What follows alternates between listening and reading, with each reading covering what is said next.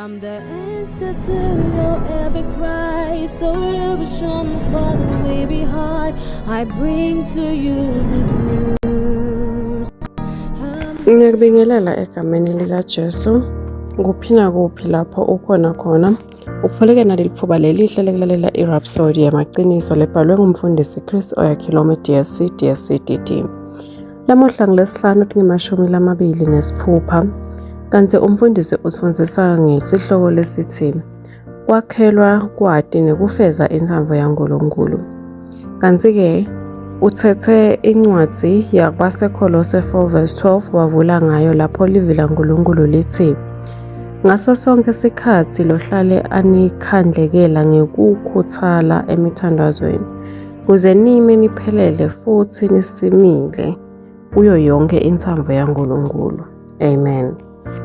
Umfundisi uthi isifiso saNkulunkulu akusiko nje ukuthi uyade intsambo yakhe kepha ukuthi ume uphelele futhi usimile kuyo.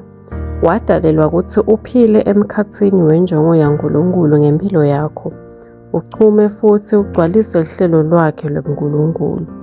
Kubitelwa ngandi kuyasebenza kuwe. KubaseRoma 8:29 uthi ngoba labo labati nqandi waphinze wabakhetha nqandi ukuthi babe nemfanekiso bemvodzana yakhe kuze abe litubulo kubazalwane labanyenti. Amen. KubaseEfesu 2:1 uthi ngoba singumsebenzi wakhe uNkulunkulu wetandla takhe sidalwe kabusha Kristu Jesu kudalwa kabusha kuze sende leyo misebenzi lemihle uNkulunkulu layihlela nqandi iyahlelwa latilungiselela ngaphambilini kwetikhathi ukuthi sihambe kuto kuphila lempilo lenhle layilungisa ngaphambilini futhi wasilungisela ukuthi siyiphile. Kukhona impilo le wayihlelelwa nqandi uNkulunkulu ukuthi uyiphile futhi uyijabulele. Amen. Kungako Pawula wancoma ePrasi lobekatikhandla emthandazweni kuze labangcwele baseKolose bangagcini ngekwati nje kuphela kepha beme baphelele futhi bacinile entsambeni yaNkulunkulu. Lokho kusho kuhambisana ngalokuphelele kusungulwa kanye nekusebentela ngekhathi kwentsambo lephelele yaNkulunkulu. Intsambo yakhe ukuthi uphumelele ube ngilophilile uhambe ngekuhlakanipha uzuze imphefumulo uphile ngekulunga futhi ubuse empilweni. Intsambo yakhe yembulwa evini lakhe. Amen. Usazindla ngelivi futhi uhlanganyela namoya longcwele. Ucondziswa ngetinhlelo taNkulunkulu netinjongo futhi uhlomiselwe kuhamba ngendlela lefanele. Ngelivi laNkulunkulu kanye nenkonzo yamoya longcwele uceceshwa ukuthi wati futhi uhambe ekulawulweni kwebuNkulunkulu baNkulunkulu. Uconza kwakho kuyaloleka futhi tincumo takho tikhombisa timvo letifunwa lizulu kanye nenhloso. Amen. Ngisho nanyalo memetela ukuthi uphelele futhi usimile kuyo yonke intsambo yaNkulunkulu. Inkosi Jesu yathi kuMateyu 13:11 ninikiwe ninekwati timfihlakalo tembuso wasezulwini. Qinisa ukuthi ugcwele lwati lwentsambo yaNkulunkulu. Kuko konke kuhlakanipha nekuconza kwakamoya. Uthela titselo kuyo yonke imisebenzi lemihle futhi uyakhula elwatini lwaNkulunkulu. Yenda lokhu kube kucaphela kwakho impilo yakho kanye nebufakazi bakho. Amen. Kuchubeka nesifundvo ungafundza kubaseKolose 1:9-10, baseRoma 12:2 nekubaHebheru 13:20-21. Amen.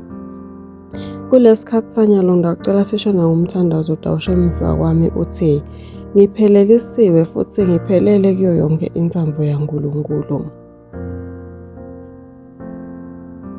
Timfihlakalo tembuso tiyembulwa emoyeni wami. Ngihamba ngekuhlakanipha kwebuNkulunkulu. Injongo nekunqoba. Ngihambisana nehlelo lwaNkulunkulu. Futhi ngigcwaliswa kubita kwami Ngikusebenta kahle kakhulu kube ingadimulweni ibito lakhe. Egameni likaJesu Kristu. Amen. Ngiyathemba ukuthi ujabulele kakhulu umlayeto wakho walamuhla wencwadi yeRhapsody.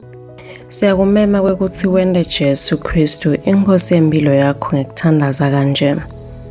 Nkosi nkulunkulu. Ngiyakholelwa ngayo yonke inhliziyo yami enkosini Jesu Kristu. Imvodzana yaNkulunkulu lophilako. Ngiyakholwa wangifela.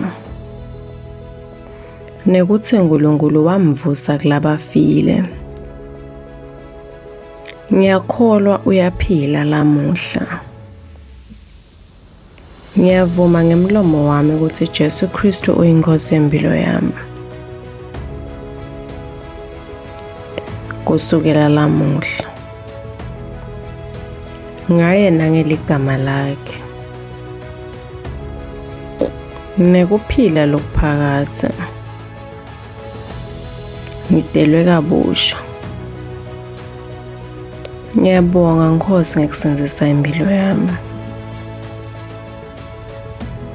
Nyalo sengumfana waNkulunkulu. Haleluya.